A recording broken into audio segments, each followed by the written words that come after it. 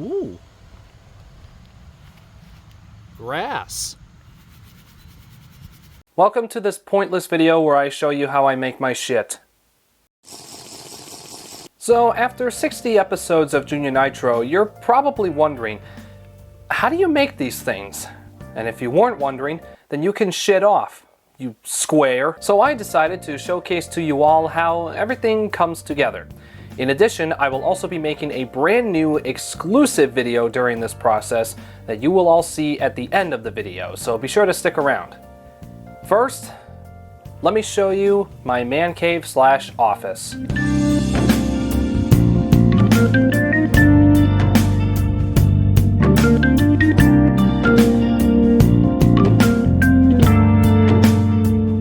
Here is where the magic happens. This is where I spend about 65% of my time. The other 35% is with my family, my job, my friends, etc.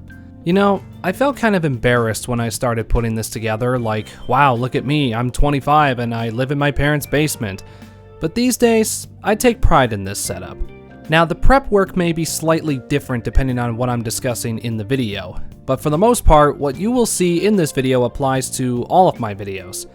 For this demonstration, I'll show you what happens when I look at a game, which is a normal episode of JuniorNitro. Usually I compile the list of episodes for each season before getting started on any videos. This way I can acquire the games I want to talk about beforehand. However, I often change the list for various reasons. Either I lose interest, there's a game I want to talk about right now, or one of my friends wants to do a collab. This is the first draft of what this season was going to look like. I was going to talk about VTubers, MetaQuest, and My Sims Racing. Yikes. A few of these videos did end up being realized, but most of them were altered for those aforementioned reasons. Now for today's video, we are going to use NASCAR 98 as our guinea pig. Best racing simulation of all time? Well, it was. For 8 months. This is another game I showcased in my Once a Year Games video. By the way, this shot looks like this from a distance. The location of the motorized turntable changes from time to time, but the process of recording the shots is the same. And let me tell you, I fucking love these shots. I've kind of become a motorized turntable slut since seeing these in Caddy's videos. Anyway, we have our game that we're gonna play, so let's go ahead and pop this thing into the PS2. Side note, I installed a region-free soft mod onto my PS2, meaning I can play any PS1 or PS2 game from any region. So if I wanted to play any of my Japanese imports like Nam Collection or Puyo Puyo Sun, I can just pop the game in and bam! It's great. Now I've already gone in depth about my recording setup in my RetroTink 5X review, so be sure to check out that video if you haven't already. But just to recap, for the PS2 at least, the HD Retrovision component cables go into the RetroTink. Then that goes to one of these two Kenevo HDMI switchers, which are daisy-chained to one another. That goes to an HDMI splitter, then to my capture card, the Elgato HD60S. I need the splitter in order to record PS3 games because Sony did not let you turn off the HDCP on it. It's baked into the console. So I use the second output on the splitter to hook it up to this LG TV, which I regularly use for gaming. That's pretty high-tech. And if you want to get the best picture out of your retro consoles, you will want to get high-quality cables for them. You can find these online for anywhere between $30 to $50-ish. Yes, that can add up depending on how many consoles you have, but wait until you see the price of the upscaler. Christ, this is $25 more than it was when my mom got it for me as a Christmas gift. Thank God for PayPal's Pay in 4. By the way, a few people commented on how spoiled I was when I revealed that the RetroTink was a gift. Listen, I just gave my mom the idea, okay? I did not think that she was actually going to get that. And the same goes for the PS5. Anyway, with everything set up, the last thing I need to do is launch Streamlabs to record the footage. I have had a much better success rate with this than Elgato software. I've been using Streamlabs since F-Zero GX. It's at this point where I just start playing the game. This is the basic process for recording all the footage you see in the videos. I just sit here and play. There's not really anything revolutionary happening here. As far as my sessions go, I record my footage on a game-by-game basis. If it's structured in a way that allows me to record different levels or worlds, then I'll do it that way. More often than not, however, I'll just record for an hour or so, stop, rename the file, and then repeat until I have everything I need. By the way, whenever you see multiplayer gameplay in my videos, it's usually just me because... Do I look like I make friends? Also, as far as taking notes and stuff, I tried it, but then I stopped because 1, I thought it wasted more time, and 2, I remember things when I see them happen. I know it may sound a bit counterintuitive, but that's just how my brain works. By the way, yes, I do use Streamlabs, and I know what a lot of you are gonna ask. Do you stream? Dropped frames? Oh, you gotta be fucking kidding me. God fucking damn it. Can I ever fucking stream without any dumb shit happening? Mother fucking Christ. I can see why Kid Icarus fucking hates this shit. Because nothing fucking works. No matter what fucking PC you have, no matter how fucking cool you make everything look and shit, no matter what settings you fucking use, everything is gonna fucking go wrong. And nothing is gonna fucking...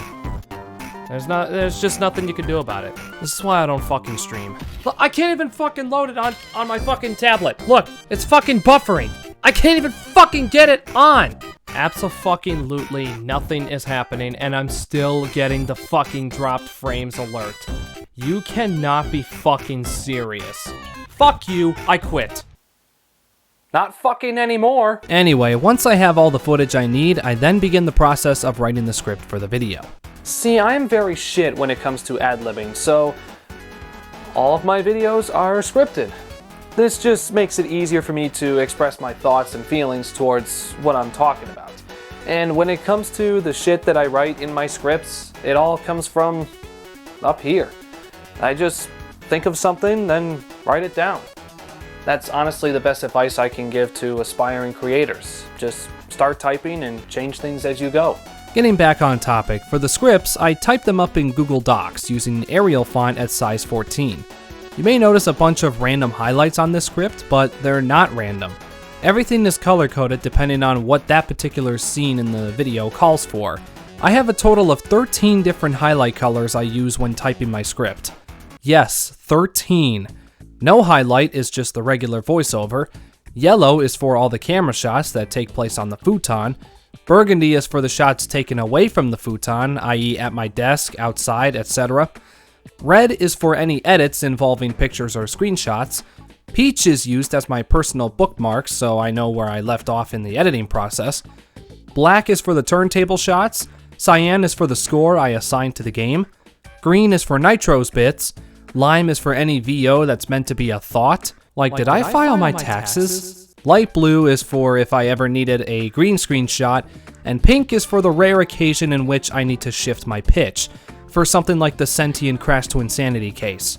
I feel so happy now. The last two highlights are for when I do a collab with one of my friends. I use purple for my VO and royal blue for my camera shots. I would show you these on an actual script, but Toasty deleted the one he wrote for UnWiished. Thanks, Joseph. Italicized text is for when I insert a clip from one of my previous videos. Bold text is for when I need to insert any other clips. And underlined text is for when I'm recording lines for certain characters, like Arnold Schwarzenegger, for instance. By the way, the creation of that character came from me just thinking about it one day while I was recording the footage for the Nickelodeon Games video. Schwarzenegger from G Gundam was on my mind for some reason, so I just put 2 and 2 together.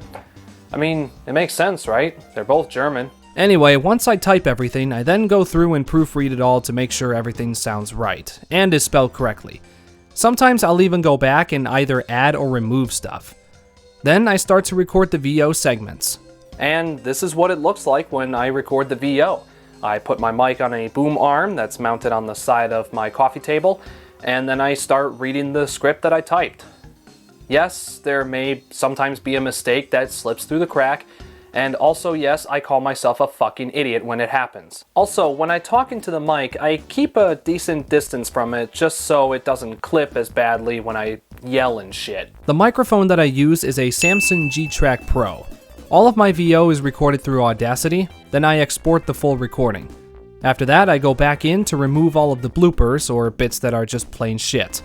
It may look like the recording is really quiet, but that's okay. I'll be boosting my VO audio by about 2 decibels in my editing software later on, and all background music will be turned down 25 decibels as well. Okay, so the voiceover recording has been exported, which means it's now time to record the camera shots, like this one. The camera that I use is a Canon EOS M3, and the microphone attached is a Movo WMX-1 wireless lavalier microphone receiver. This camera can record 1080p video, but the frame rate would drop to 30, so all shots done with it are in 720p. Other than that, everything else is done in 1080p. Sorry 4K stands. By the way, this is not the same Canon camera I used between Mario Strikers and Pac-Man World 3. It's a different one. The reason I bought this camera is because I needed one that allowed me to use my lavalier mic. The previous camera didn't. Unfortunately, however, the receiver has to dangle instead of being clamped onto the top of the camera because I can't swivel the screen to the side and flip it to face me. I can only flip it like this. In the future, I would like to find a 1080p camera that can record in 60 frames and allow me to put the camera on the side, but this gets the job done for now. Now, the burgundy highlighted camera shots can take place anywhere depending on what the situation calls for. Like a McDonald's parking lot. Or in the back of my truck, and a parking ramp for some reason. Or at Glitch's house for that one clip from the Cartoon Network video. What? But just for a more recent example, this is the backyard where I filmed a couple of shots for the Sonic Frontiers review, as well as the beginning of the Pac-Man World Repack video. I shot that clip with my phone where I was running around the yard and shit. I usually do these first, and then I go ahead and film the futon shots, now featuring a really cool bricks backdrop. I know what you're gonna say, shut up. This is what you see. And this is what I see. As you can see, there's my tripod and camera sitting right there, along with the TV behind it showing a teleprompter software I recently discovered. It has helped quite a bit, and sometimes, as you can see right over here, I will also bring my tablet over. So that way I have the script on hand. Oh, and I almost forgot. Here are my two LED ring lights. They're both 18 inches in diameter, and I bought them both on Amazon. Oh, those bricks in the background? Also from Amazon. The lights can be turned on and off with this remote. They have made a massive difference in my lighting. And with that, we're done with the futon shots. And that's when I come in! For the most part, all of my shots are done right here by this curtain. Don't ask me why John put it there. It was supposed to be privacy from you. Then I just do my thing. I either stand here or I walk in, and when I'm done, I leave. That's a lie. He doesn't leave when I ask him to. I have to piss him off. Man, you always make me look bad in your videos. I don't even know why I bother sometimes. See? He's a bitch. Right, so now that we have everything we need to make the video, it's now time to make the video. All of my video editing is done through Cyberlink PowerDirector 20. Now, when I started using this software, I initially pirated it, but I now have a lifetime license that I legitimately paid for. Now, as far as the editing process goes, I'm not going to go incredibly in depth. There are plenty of channels and tutorials on YouTube that already do that. I will say though that this process takes as long as it has to. It really depends on how much stuff I'm talking about, how long the game is, the pacing of the video, etc. But to give you a rough idea on how long it takes to make one of these, videos like Sonic R take roughly 7 to 8 hours to make, while videos like the F-Zero retrospective can take anywhere from a week to 2 months. Yeah, these don't get whipped up overnight, especially when you're the only one doing all the work like myself. Speaking of which, fun fact, the F-Zero retrospective was edited in 9 different timelines. Yes, 9. I have one for each game, one for the prologue, one for the epilogue, and this one stitches it all together. I did not want to have PowerDirector crash and lose all of my progress as a result, so I took the safe route. I often start working on these either on my days off or when I come home from work. Sometimes right at my desk, sometimes at my futon. I have a Logitech Complete Wireless Combo 2 keyboard and mouse, and my headphones are Audio-Technica ATH-M30X. Over on my desk, the keyboard and mouse are both generic $15 accessories that I bought at Big Lots. By the way, this USB-C dock allows me to use my PC over here, even though I have it plugged in over there, so that's pretty neat, eh? And finally, making the thumbnail for the video. Now, I've been making the past few thumbnails using a program called GIMP. You may have heard of it. However, I often call upon my friends, Glitch Hatter and Deadly Black, to whip up an epic thumbnail depending on the video, like the one that they made for this one. Recently, I've also had thumbnails drawn by the Paint Huffer, and he does a fantastic job. I highly recommend you commission him. You will not be disappointed. Alas, that's pretty much it, other than previewing my work both in PowerDirector and after it's rendered, just to make sure everything looks okay. And yeah, then I upload it, and that's that. Oh, and then I also type out the description and do the tags and, you know, all that other unimportant stuff. But other than that, that pretty much covers how these videos are put together. Speaking of the description, if you look there, you will see a link to my Patreon page. Be sure to check it out and support the channel for as little as $1 a month if you think I've earned it. By the way, with the exception of the prologue episode, every video in Season 6 managed to reach 100 views or more, which hasn't happened since Season 3, so thank you guys so much for that. Seeing that, as well as how close I am to 2,000 subscribers, motivates me even more to make these videos. I love putting these things together. Alright, note to self, don't let the game go into the idle screen after enabling the turbo mode cheat. I farted on your dad's balls. Anyway, I have some Starfall Islands to revisit, so while I do that, the NASCAR 98 review is ready for your viewing pleasure, so now you get to see everything I showed you in action. Enjoy. This is NASCAR 98, a personal favorite of mine from my early childhood.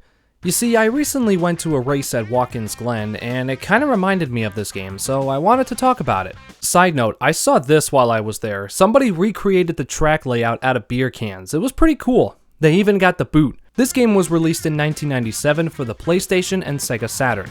There's actually a collector's edition as well, and that version celebrates NASCAR's 50th anniversary.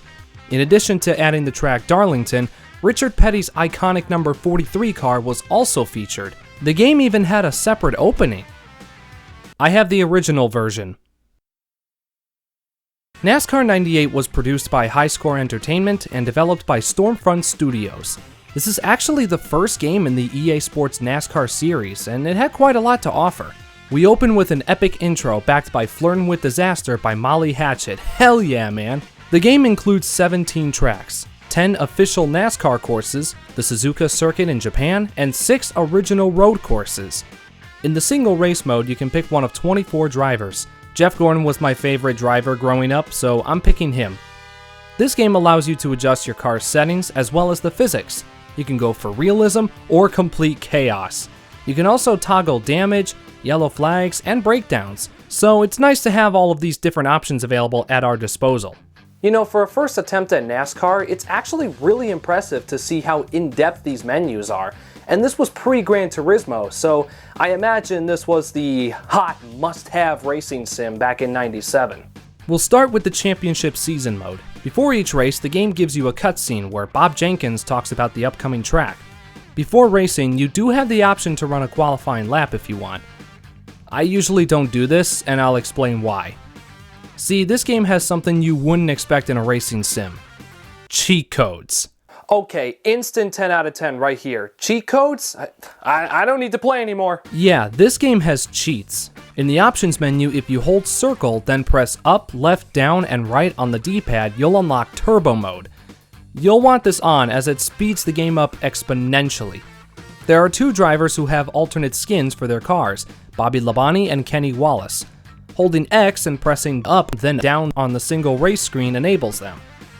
But then we get my absolute favorite in this game.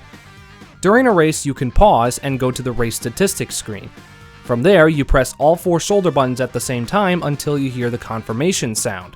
Once you do, you can go back into the race and blast your opponents with paintballs by holding triangle. Yes, massive fucking carnage!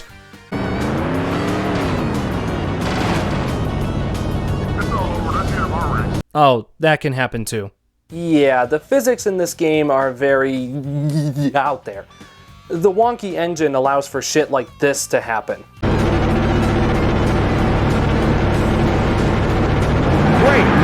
Regardless, this is still a blast. It enhances the replay value that otherwise would not have even been there. If you manage to knock out every car, you'll win the race by default. You're also free to save and load your progress whenever you so choose. As we look at the track layout, we see that the You alright there, Bob? Did you have a stroke? Yeah, my disc is a little scratched. Now, as fun as this is, it can also get very stressful. If you're throwing paintballs everywhere, there's a good chance the car in front of you will just stop dead in their tracks when they get hit.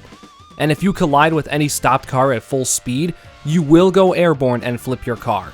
You might even lose a tire or two. It's very rare when you're able to drive away from these. And if you don't want to take the blow because your position in the overall standings isn't good, you could wind up being stuck on the same track for hours, and it becomes so fucking frustrating. Look, I'm not trying to say this game isn't good. It is.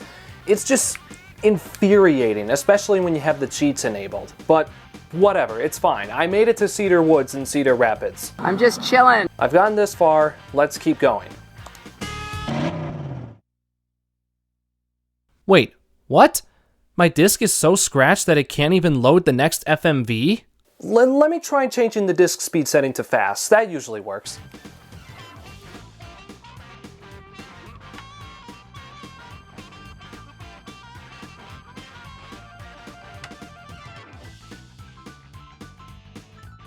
Okay, let's try that again.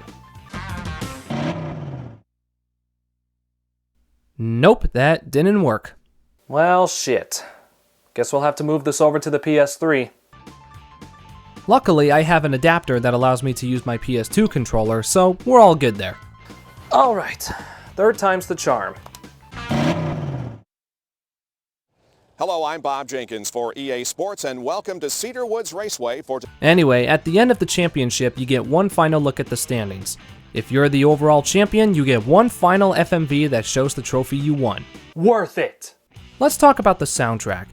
This game has 5 original songs, including the ending music, composed by Dave O'Neill, and 1 licensed song, the aforementioned Flirting with Disaster. The OST is really good. It was composed by Steve Goldstein. I don't really have a particular favorite, they're all bangers.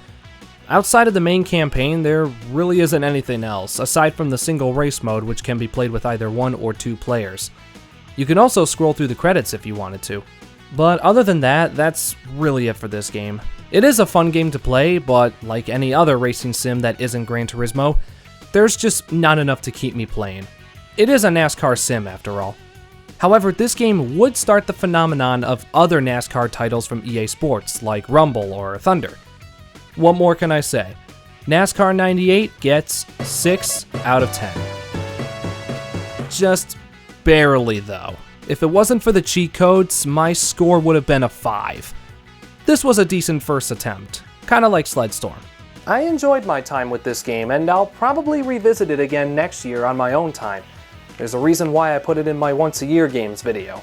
Are you playing NASCAR 98? Was. Where the hell have you been for the last 10 minutes? I had some more important shit to take care of. What could be more important to you than bothering me? I needed to keep the feds from confiscating my belongings. What belongings? The sunglasses? No, all the stuff that I need for my bonfire that I'm throwing tonight. What bonfire? It's at a friend's house, and now I don't have the materials that I need.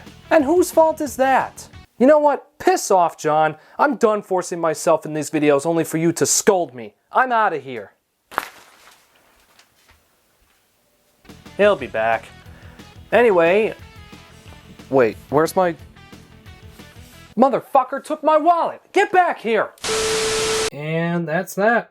I hope you enjoyed the video, because if you didn't, I'm going to be paying you a visit. But I won't tell you when. Oh, hi. Didn't expect you to watch all the way until the end. I just wanted to say thank you guys so much for watching every single video that I posted throughout the 6th season of JuniorNitro. I really appreciate it. Sorry I'm not talking very loudly right now because it's 3 a.m. at the time of me filming this on my phone. But yeah, I just wanted to close this video out by saying thank you all so much for all the support that you have given to me.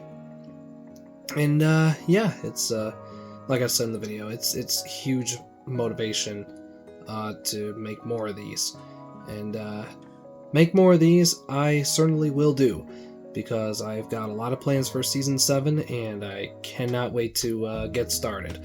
So hopefully you're as excited to watch the videos as I am to start making them.